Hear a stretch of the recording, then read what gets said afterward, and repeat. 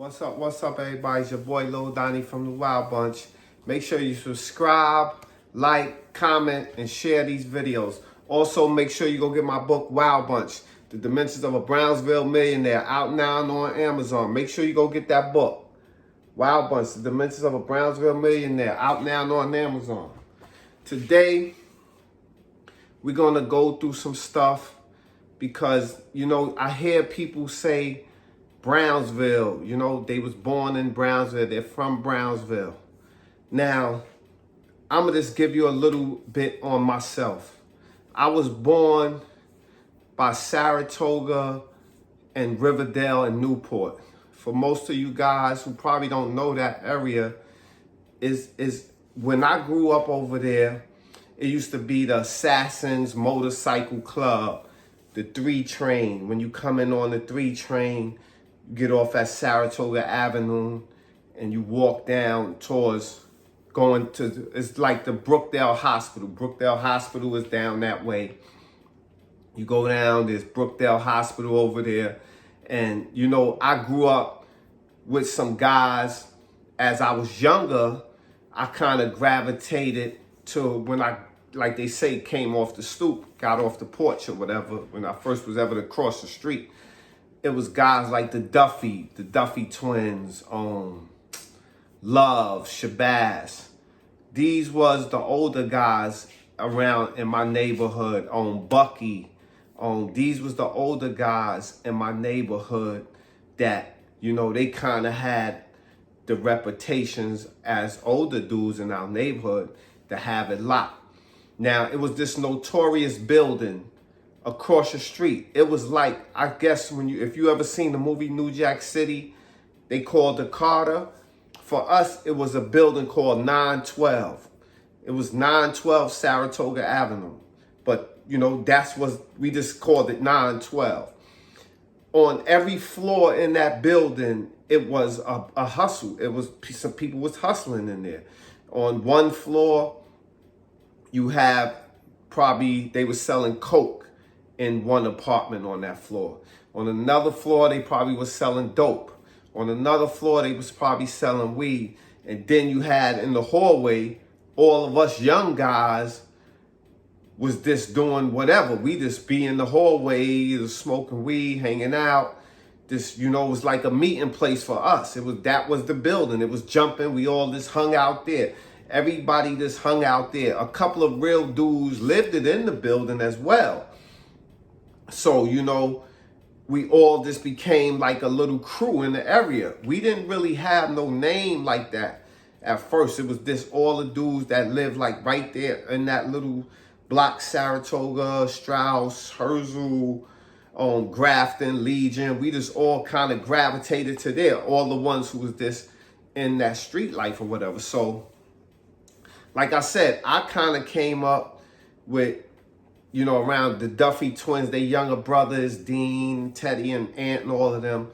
I kind of gravitated to them, where we used to get waves in your hair and do-rags, But I also had my little crew, like I always tell people, Tislam, Papa Dop, Young God. We was all the same age, kind of gravitated to each other doing the same type of stuff. So like I said, this is the Wild Bunch is my father's thing that, obviously because he's my dad, as time went on, I was, inducted in where I was around that a lot. Because obviously that's my dad. If I'm going to be in the streets, why not gravitate, or be with him? And that's kind of what happened. We had older guys in my neighborhood named Sa, Tuba, rest in peace to all these dudes. They was real, like, when we was in the streets, they would be mad information, like, try to keep us on the right track. They never wanted us to do nothing that they was doing, even if they wasn't our family like that. But they was just real dudes, like Sa, Bim, Tuba. These was real dudes. Like, I miss them, man. Bim is still around. Peace, Bim. I miss these guys because they seen us doing certain stuff and they didn't just co-sign like it was all right. They would try to tell us you shouldn't be doing that and all that. And you know, that's what I try to do, man. I tell these stories because I really would like to get through, if it's a youth, you know, I know the age. Everybody, I was just watching Dog in the Yard with Pistol Pete and them. Shout out Pistol Pete, Dog in the Yard. Go check that out. Go check them out, man. They doing their thing. They talking real stories over there. These dudes was really in the trenches, you know what I mean?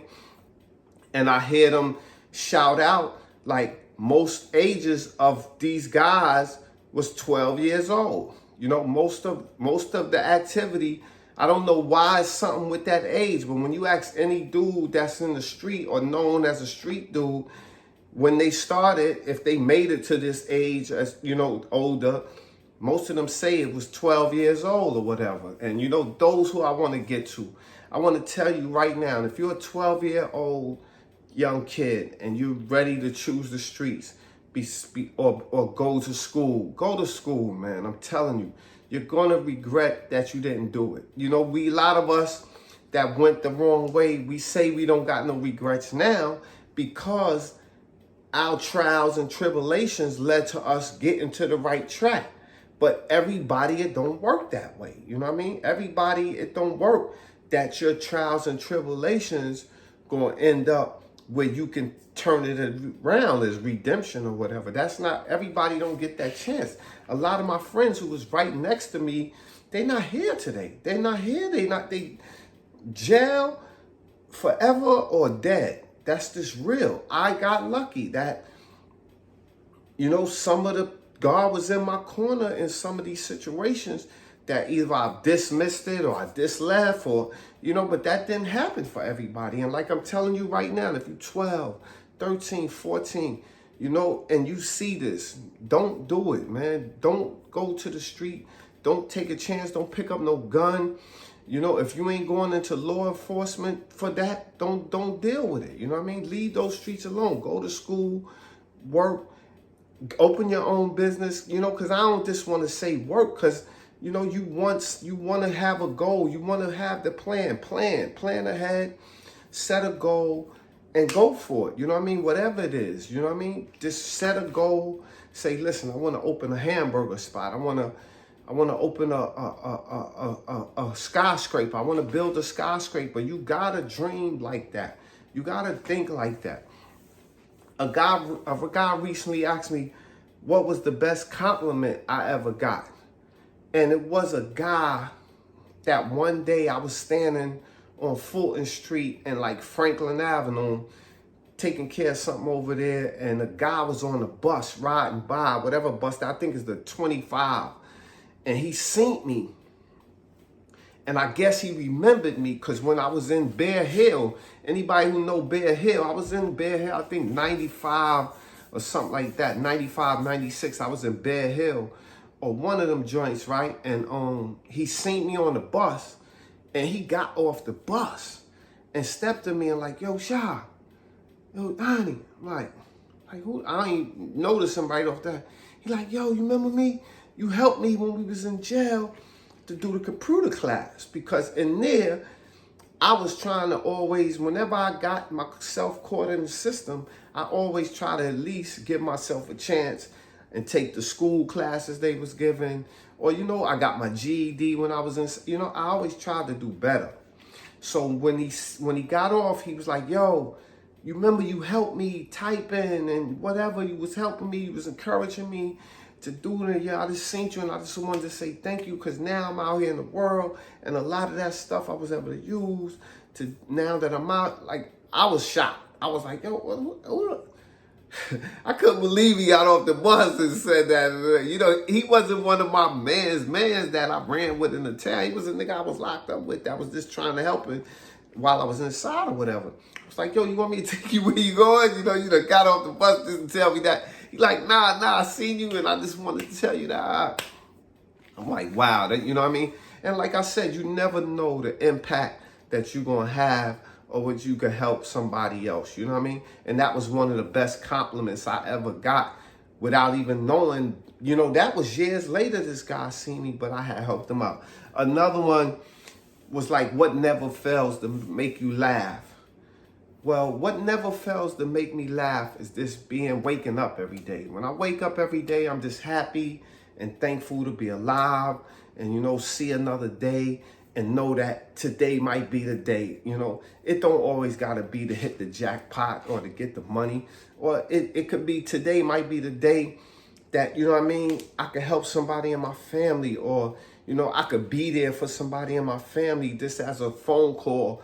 That used to hurt me when I was inside. My daughter would say, yeah, I'm mad because I can't call you. And there is only we could call out. They can't call and talk to you, That's the crazy stuff with prison. Those little things used to get, Your family can't call you, You only call them. And if, that's a mental, Like I said, I just try to give these videos, make sure I can help somebody, and somebody see something and say, yeah, I don't want to go there because this dude went there. But also I want to show you that you could go there and you could still turn it around and do something with yourself, man. So never forget that, man. You know what I'm saying? And make sure you go get my book, Wild Bunch, The Dimensions of a Brownsville Millionaire, out now on Amazon. Also, I got hats, t-shirts, I got hoodies, all of that on Shopify. Go check me out, man. And y'all stay safe out there. Stay safe out there and go get that book.